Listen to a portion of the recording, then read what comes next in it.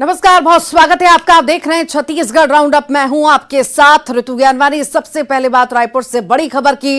Hidayatullah law university के छात्रा की मौत का ये पूरा मामला है। छात्रा की संदिग्ध मौत मामले में खुलासा हुआ है। पॉइजन खाने से छात्रा की मौत हो गई थी। पोस्टमार्टम रिपोर्ट से ये खुलासा हुआ है। रूम की तलाशी के दौरान डिब्बा मिला था। एफएसएल की टीम को पोटेशियम नाइट्रेट का खाली डिब्बा मिला है। बिहार से परिजनों के रायपुर आने के बाद पोस्टमार्टम हुआ। परिजनों ने उर्वी भारद्वाज का अंतिम संस्कार किया।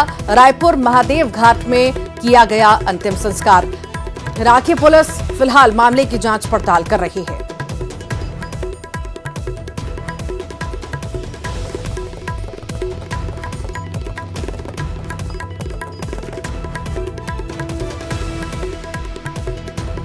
तो ये पूरा मामला आपको बता दें रायपुर का है, जहां पर हिदायतुल्लाह लॉ यूनिवर्सिटी की छात्रा की मौत मामले में लगातार जांच जारी थी। संदिग्ध मौत मामले में अब बड़ा खुलासा हुआ है। पॉइजन खाने से छात्रा की मौत की खबर है। पोस्टमार्टम रिपोर्ट से यह खुलासा हुआ है। रूम की तलाशी के दौरान डिब्बा मिला था। एफएसएल की टीम को पोटेशियम नाइट्रेट का खाली डिब्बा मिला है। बिहार से परिजनों के रायपुर आने के बाद ही पोस्टमार्टम हुआ। परिजनों ने उर्वी भारद्वाज का अंतिम संस्कार कर दिया है। रायपुर महादेव घाट में यह अंतिम संस्कार किया गया। फिलहाल राखी पुलिस मामले की जांच पड़ताल कर रही है।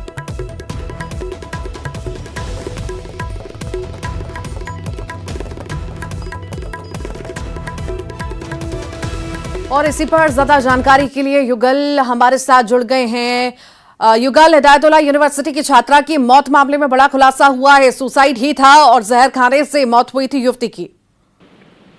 बिल्कुल, जो एफएसएल की टीम है उसे कमरे में जो पॉइजन है उसके खाली जो डिब्बे हैं वो भी बरामद हुए हैं और वेसा रिपोर्ट के लिए प्रिजर्व करके उसे आगे जांच के लिए भेजा गया है।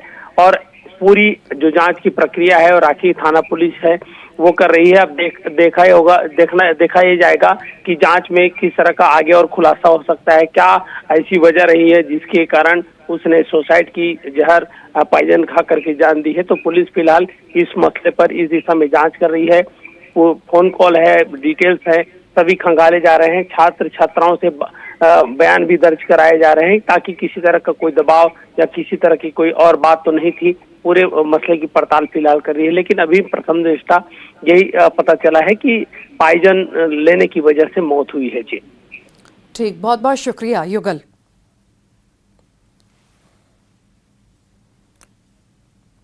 रायपुर से बड़ी खबर है, जहां पर युवक की रस्सी से बांधकर पिटाई करने से मौत हो गई। चोरी करने की नीयत से घर में घुसा था युवक। इलाज के दौरान युवक की मौत हो गई है। 6 लोगों को हिरासत में भी लिया गया है। आरोपियों के खिलाफ हत्या का मामला दर्ज हुआ है। मंदिर हसौद के चंदखोरी बस्ती का ये मामला। युवक की रस्सी से बांधकर पिटाई की गई और जिसके बाद उसे गंभीर हालत में अस्पताल में भर्ती कराया गया, जहां पर युवक ने दम तोड़ दिया। बता दें, युवक चोरी करने के लिए घर में घुसा था और उसी दौरान लोगों ने पकड़ दिया और उसके साथ पिटाई कर दी बेरहमी से, जिसके बाद उसकी मौत हो गई। 6 लोगों को हिरासत में लिया गया है। पूछताछ जारी है। आरोपियों के खिलाफ हत्या का मामला भी दर्ज हो चुका है। अंबिकापुर से बड़ी खबर है। चोरी मामले में बड़ा खुलासा हुआ है। कोतवाली पुलिस ने बड़ा खुलासा किया है। चोरी के 1 लाख से अधिक रुपए बरामद किए हैं। 6 सोने के बिस्किट और जेवरात भी बरामद किए गए। चोरी मामले में 2 आरोपी गिरफ्तार हुए हैं। रिटायर्ड प्रिंसिपल के घर ये चोरी हुई थी। इलाज कराने बिलासपुर गया था परिवार। कोतवाली थाना और विशेष टीम को सफलता मिली है।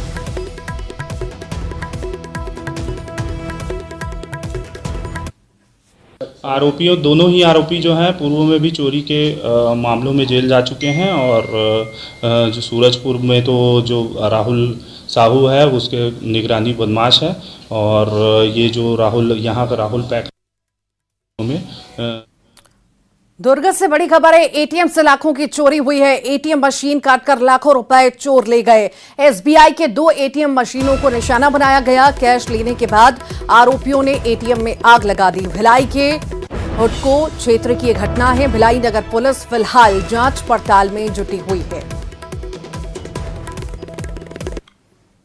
पेंड्रा से बड़ी खबर है। अमरकंटक के नर्मदा मंदिर में ड्रेस कोड लागू हो चुका है। मिनी स्कर्ट और फटी जींस में अब नहीं मिलेगी एंट्री। अब मर्यादित कपड़े पहनकर दर्शन करने पर रोक लगाई गई है। महिला पुरुष सभी को मर्यादित कपड़ों के साथ प्रवेश करना होगा। नर्मदा मंदिर परिसर गेट पर आदेश का पोस्टर लगाया गया है। नर्मदा उद्यम ट्रस्ट और पुजारियों ने ये आदेश जारी किया है।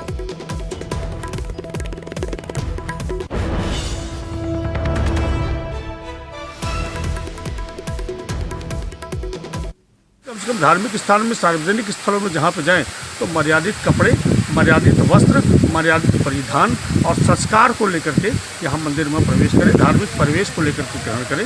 माता नर्मदा के दरबार में आ पाए हैं और ऐसा दिखावा मत कीजिए कि हम जैसा चाहे वैसा करेंगे। ये भारतीय संस्कृति और भारतीय परिवेश और परिधान का अपमान है।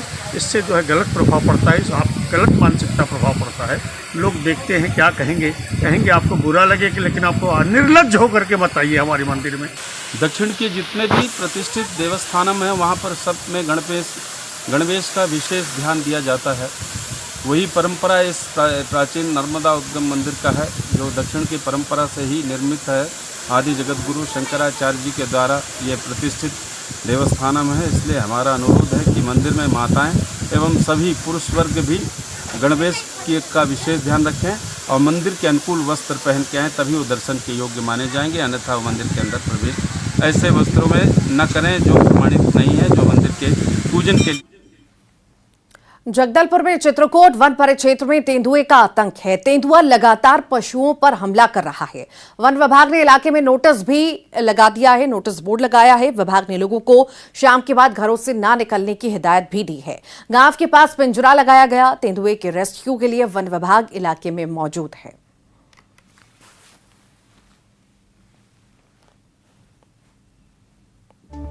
हाँ, ये सही सूचना है आप लोगों को कि विगत 3-4 महीने से वन परिक्षेत्र चित्रकूट में तेंदुए की चहलकदमी सुनने में आ रही है और हमने पशु हानि का प्रकरण भी दर्ज किया है और ग्रामीण को विगत कुछ हफ्तों से सूचना भी दिया जा रहा है। तो इसके लिए वन परिक्षेत्र स्तर के हमारे जो कर्मचारी हो दिन रात फील्ड में जाके लोगों को अवेयरनेस जागरूक कर रहे हैं और हमारे द्वारा एक सूचना पटल भी दी गई है कि रात्रि को और मतलब आसपास जंगल के आसपास ना जाएं और एक पिंजड़े की व्यवस्था भी की गई है कि वो पिंजड़े में अगर तेंदुआ आ जाए तो उसको हम रेस्क्यू कर लें और सावधानी बरतने के लिए मेन उनको जागरूक करने के लिए अभियान चलाया गया है वन परिक्षेत्र की तरफ से। कोरबा के कटघोरा वन मंडल में दुर्लभ पेंगोलिन को ग्रामीणों ने पकड़ा है। जावली गांव में जंगलों से निकल आए इस जंगली संरक्षित पेंगोलिन को ग्रामीणों के घर के से वन विभाग ने रेस्क्यू कर लिया। इसे कटघोरा के जंगलों में छोड़ भी दिया गया है। तो वहीं अब बड़ी खबर की बात करते हैं। गरियाबंद से बड़ी खबर है।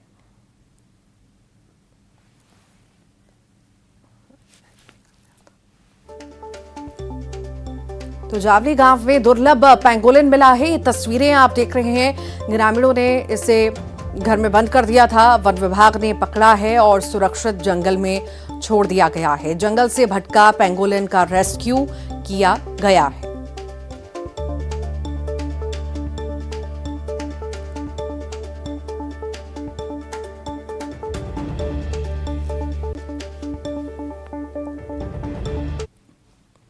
गरियाबंद से बड़ी खबर है। चुनाव से पहले कांग्रेस को फिर बड़ा झटका लगा है। करीब 50 कांग्रेस कार्यकर्ता बीजेपी में शामिल हो चुके हैं। चुनाव से पहले बिंद्रा नवागढ़ में कांग्रेस को बड़ा झटका लगा है। बिंद्रा नवागढ़ विधानसभा के कार्यकर्ता बीजेपी में शामिल हो चुके हैं।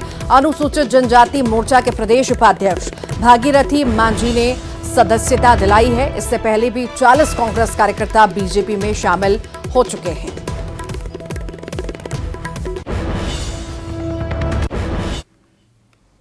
अंबिकापुर से बड़ी खबर है। छत्तीसगढ़ कांग्रेस में फिर सामने आई है कलह। कांग्रेस विधायक बृहस्पति सिंह पर निशाना साधा है। डिप्टी सीएम टीएस सिंहदेव का बड़ा बयान आया। आरोप लगाने वालों से कोई समझौता नहीं, मुझ पर जान से मारने का आरोप लगाया गया। आगे क्या होगा पब्लिक और पार्टी जाने। व्यक्तिगत मेरे खिलाफ कई लोगों ने बहुत कुछ किया। मैंने कभी उसको राजनीति के क्षेत्र में बीच में आने नहीं दिया। लेकिन आज एक घटना ऐसी घटी है छत्तीसगढ़ में जिसमें एक सीमा पार करके किसी ने मेरे ऊपर आरोप लगाया, जान के खतरे का आरोप लगाया, वहां पर समझौता नहीं हो सकता। आगे क्या होगा ये पब्लिक जाने, आगे क्या होगा ये पार्टी जाने, लेकिन मेरे तरफ से वहां समझौता नहीं हो सकता। और ज्यादा जानकारी के लिए श्रवण महंत हमारे साथ जुड़ गए हैं। श्रवण, एक बार फिर से कांग्रेस में कलह सामने आई है, क्या ज्यादा जानकारी है आपके पास? श्रवण, सुन पा रहे हैं आप? श्रवण, आपको मेरी आवाज मिल पा रही है? शायद हमारी आवाज उन तक नहीं पहुंच पा रही है। एक बार फिर से जुड़ने की कोशिश करेंगे। तो छत्तीसगढ़ में एक बार फिर से कलह सामने आई है। कांग्रेस के अंदर बृहस्पति सिंह पर निशाना साधा गया है। डिप्टी सीएम टीएस सिंहदेव ने बड़ा बयान दिया। रायपुर से बड़ी खबर है, बीजेपी प्रत्याशियों को लेकर मंथन लगातार जारी है। क्षेत्र का दौरा कर लौटे बीजेपी के पर्यवेक्षक।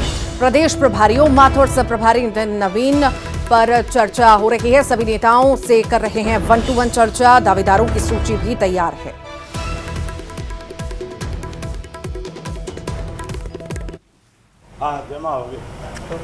हमारे बीच मौजूद हैं पूर्व विधानसभा के अध्यक्ष प्रेम प्रकाश पांडे जी। हम उन्हीं से बात करते हैं। सर, आज सभी पर्यवेक्षक आ रहे हैं, रिपोर्ट जमा कर रहे हैं, किस तरह के रिपोर्ट्स आ रहे हैं?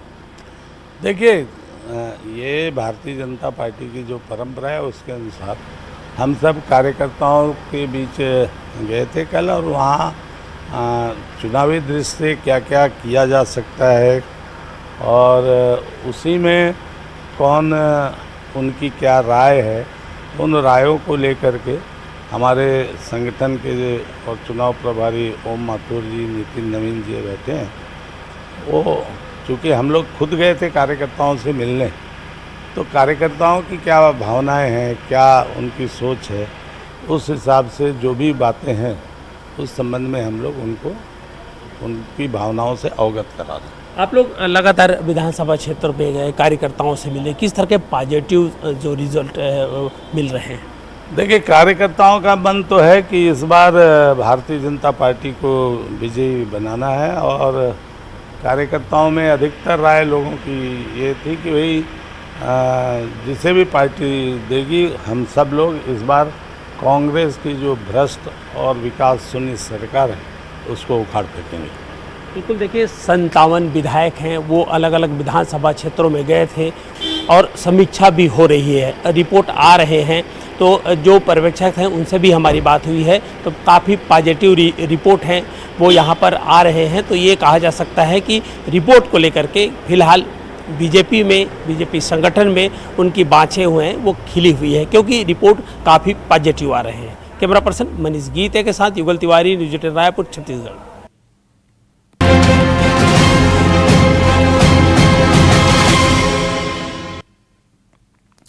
छत्तीसगढ़ में हो रहे धर्मांतरण को लेकर अयोध्या के संतों ने नाराजगी जाहिर करते हुए बघेल सरकार की कार्यशैली पर सवाल खड़े करते हुए प्रदेश में हो रहे धर्मांतरण पर कड़ा रुख अख्तियार करने की मांग की है।